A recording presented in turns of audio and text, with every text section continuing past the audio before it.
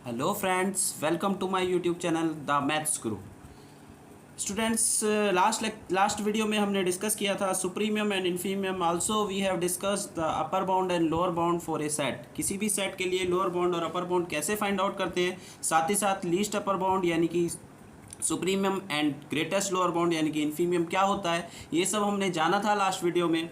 और यहाँ पर हमने लास्ट वीडियो में कुछ एग्जांपल्स भी डिस्कस किए थे कि किसी भी गिवन सेट का हम सुप्रीमियम इन्फीमियम कैसे फाइंड आउट करते हैं, वो सब हमने डिस्कस किया था। तो आज हम lower upper least upper bound यानी कि सुप्रीमियम और ग्रेटेस्ट लोअर बाउंड यानी कि इन्फीमियम से रिलेटेड कुछ इंपॉर्टेंट क्वेश्चंस डिस्कस करेंगे, एग्जांपल्स डिस्कस करेंगे सुप्रीमियम इन्फीमियम से रिलेटेड, जो किसी ना किसी एग्ज़ाम में आए हुए हैं, चाहे वो IIT जैम में हो या CSIR नेट में हो या फिर BSc और MSc के एग्ज़ाम्स में हो।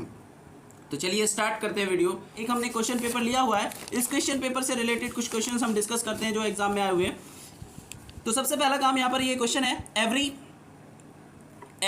नॉन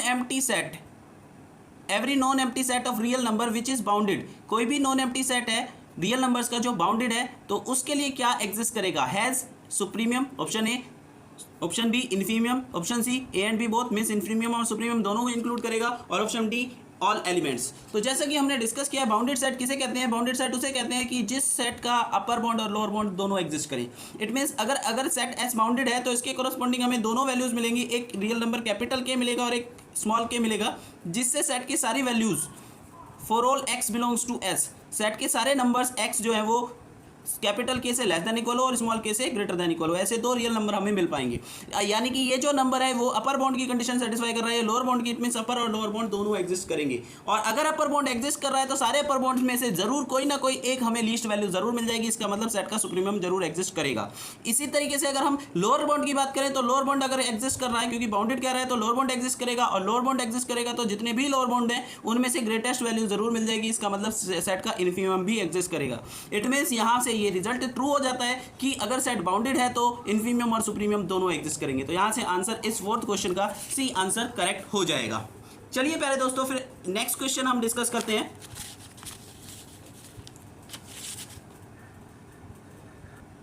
तो यहां पर हमारे पास एक और क्वेश्चन है, the infimum of the set S is equal to x such that x belongs to in set of positive real numbers and mod x less than -7.7।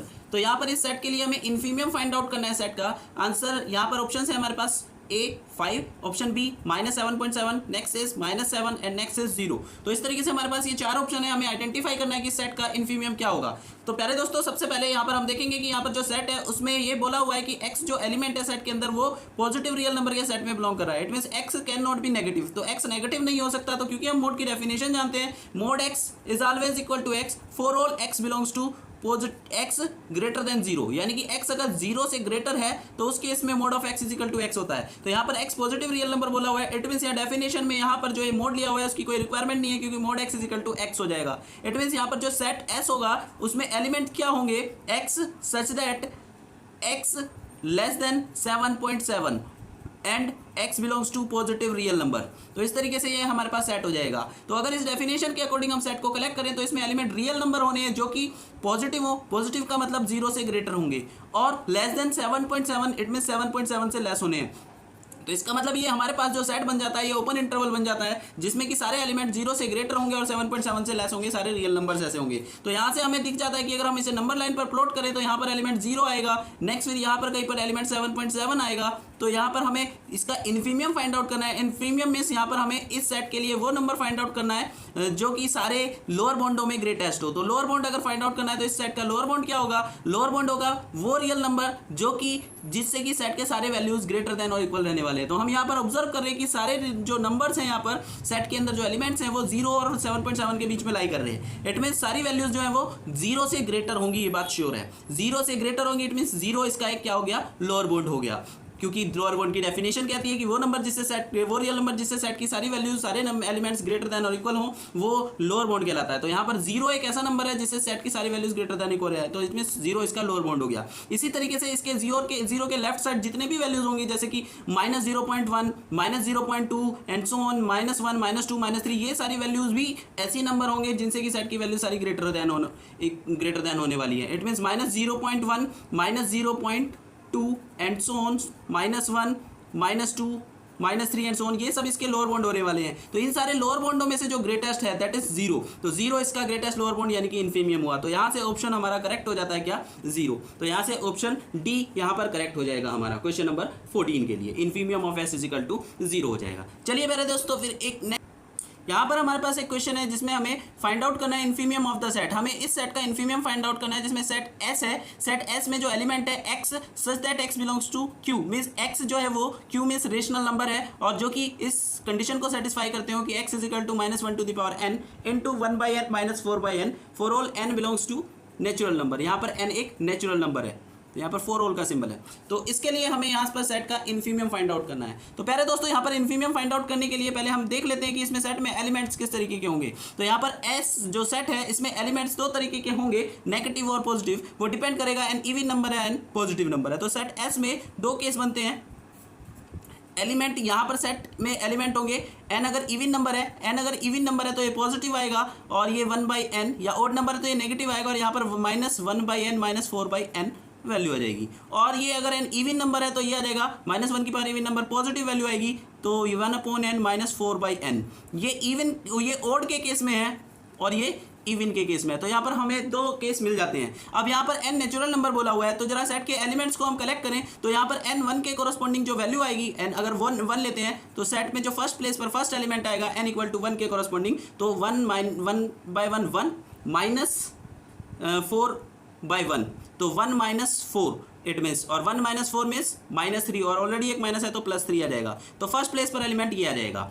अगर हम सेकंड प्लेस की बात करें तो यहाँ पर सेकंड प्लेस पर एलिमेंट क्या आएगा, वो इवन है सेकंड प्लेस, तो उसके कोरस्पॉन्डिंग यहाँ पर वैल्यूज, एक काम करते हैं इन्हें ब्रांचेस में ब्रेक कर लेते हैं। तो इवन प्लेस पर n इक्वल टू 2 के कोरस्पॉन्डिंग वैल्यू यहाँ पर सोल्व करेंगे, n इक्वल टू 2 तो 1/2 माइनस 4/2, तो 1/2 माइनस 4/2 सोल्व करेंगे तो माइनस का 3/2 आ जाएगा। यहाँ से फिर n अगर 4 के लिए सोल्व करेंगे तो नेक्स्ट एलिमेंट इवन नंबर क्या होगा, n इक्वल टू 4 के लिए सोल्व करेंगे तो 1/4 माइनस 4/4, तो ये सोल्व करके यहाँ से आ जाएगा 3/4 माइनस का 3/4, और इसी तरीके से वैल्यूज नेगेटिव में चलेगी। अब यहाँ पर आते हैं, अगर ओड के लिए हम देखते हैं तो ओड वाली ब्रांच में n इक्वल टू 1 के कोरस्पॉन्डिंग हम सॉल्व करेंगे तो ये n1 रखेंगे 1 माइनस 4, तो -3 और ऑलरेडी एक माइनस है तो +3 आ जाएगा।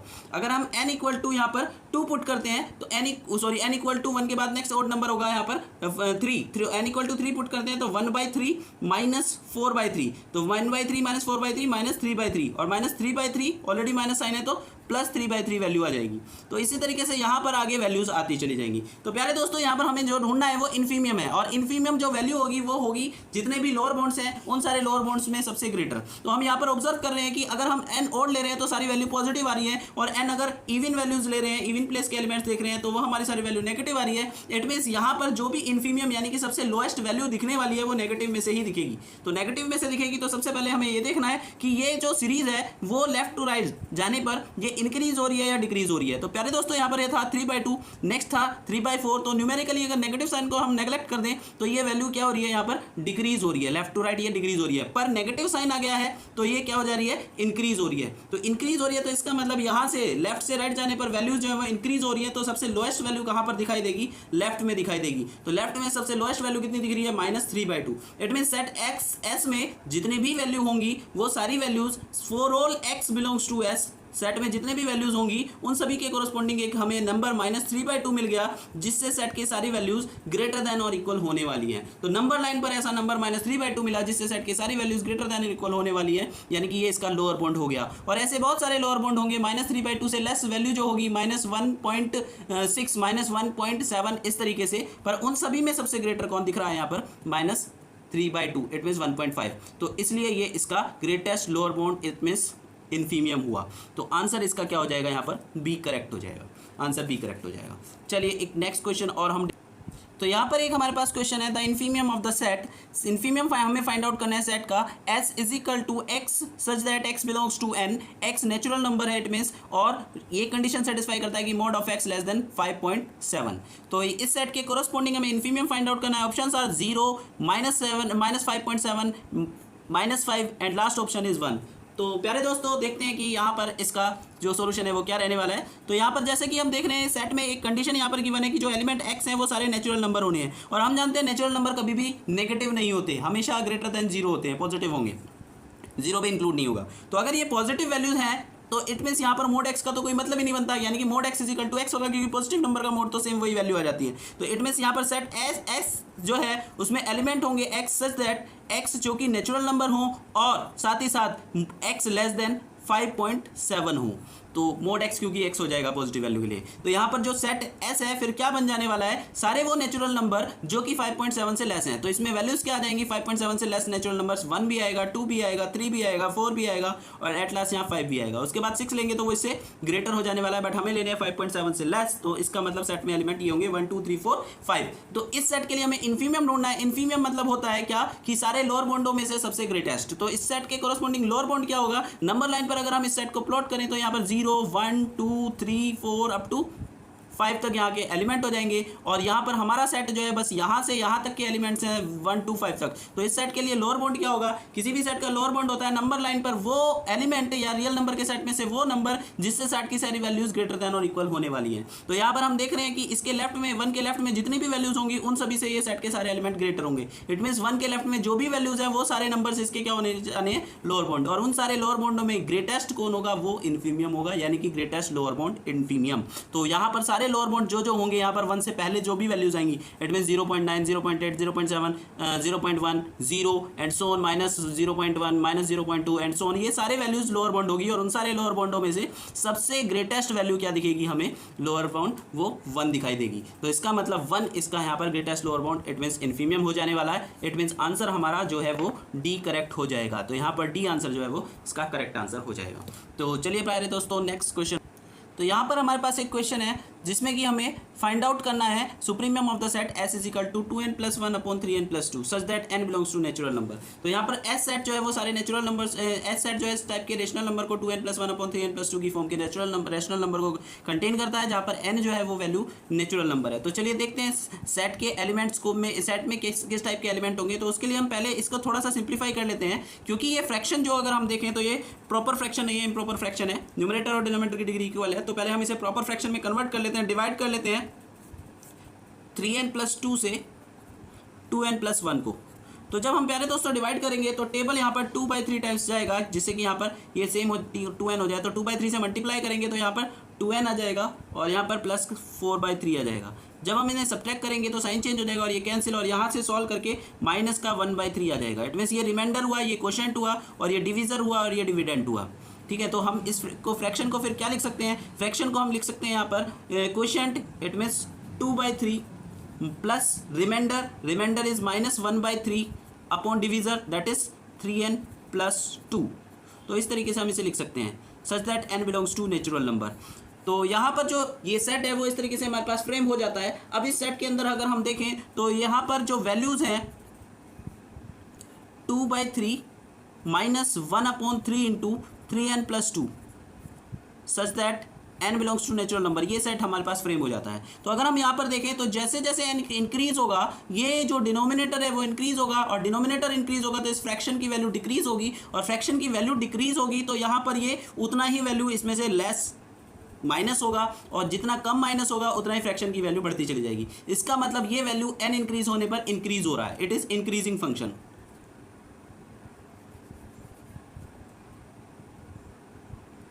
इट मीन्स यहाँ पर n जितना लार्ज होगा ये वैल्यू उतना ही ग्रेटेस्ट होती चली जाएगी, यानी कि n लार्ज होने पर ये वैल्यू सबसे ग्रेटर होगी। तो यहाँ पर n किसकी तरफ को अप्रोच करेगा, जैसे n हम नेचुरल नंबर रखते चले जा रहे हैं तो n अप्रोच करेगा टू इन्फिनिटी की।